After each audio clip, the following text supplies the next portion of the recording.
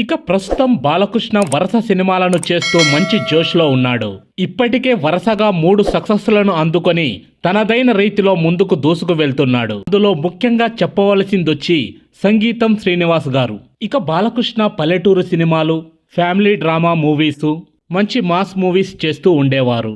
ఇక యావత్ తెలుగు సినీ పరిశ్రమ మొత్తం బాలకృష్ణ వైపు చూసేలా చేశాడు సంగీతం శ్రీనివాస్. డైరెక్టర్ వచ్చి బి గోపాల్. ఇక బి గోపాల్ డైరెక్షన్లో వచ్చిన సినిమాలు rowdy inspector, lorry driver, Samarasimha Reddy, Narasimha Naidu లాంటి సినిమాలు బాలయ్యలోని రౌద్రమై కానీ తన యాక్టింగ్ పరంగానే కానీ ప్రేక్షకులకి చాలా కొత్తగా చూపించారు బి. ఇక వీళ్ళిద్దరూ ఒక ఎత్తు అయితే, ఇప్పుడు బాలయ్య బాబుని మరొక మెట్టు పైకెక్కించిన డైరెక్టర్లలో బోయపాటి శ్రీను కూడా ఒకరు. ఇక సంగీతం శ్రీనివాస్, బి గోపాల్ తర్వాత బాలయ్యని మరో కొత్త కోణంలో చూపించిన డైరెక్టర్ బోయపాటి శ్రీను.